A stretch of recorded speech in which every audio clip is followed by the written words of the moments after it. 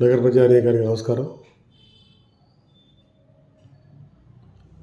Senior శాసనసభ్యుడు, మాజీ parliament సభ్యుడు, 3 దఫాలుగా విజయవాడ ఈస్ట్ నుంచి ప్రాతినిధ్యం ఇచ్చిన గద్దె రామ్మోహన్ గారికి 2014, 2019, 2024 ఎన్నికల్లో కృష్ణలంక ప్రజానీకం బలం మూలంగానే మీరు చట్టసభలకి, శాసనసభకి ఎన్నికవుతూ ఉన్నారు.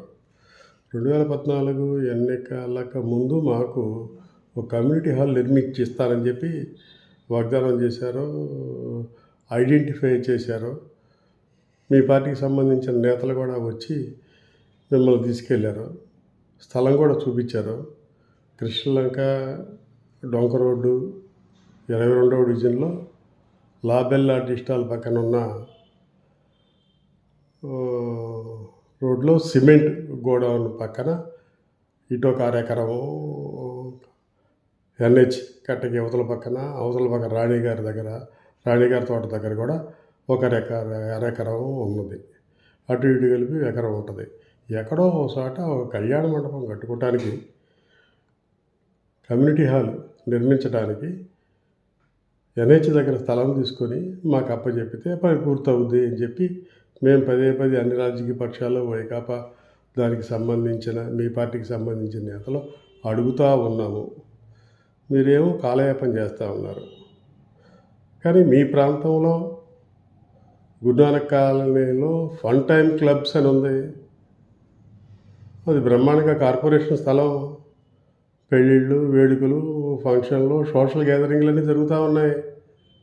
మరి అది మీ పరిధిలోనే. మరలా అవతల బ్యాంక్ కాలనీలో కూడా పరిటాల ఓంకార్ కళ్యాణ మండపం, అది నగరపాలక సంస్థకు సంబంధించిన స్థలంలోనే. అక్కడ పెళ్ళిళ్ళు, పేరంటాలు, సోషల్ గ్యాదరింగ్స్ కూడా బ్రహ్మాండంగా చేసుకుంటూ ఉన్నారు. మరి ఎందుకని మీరు మా ప్రాంతాన్ని నెగ్లెక్ట్ చేస్తున్నారో మాకైతే అర్థం కావట్లా.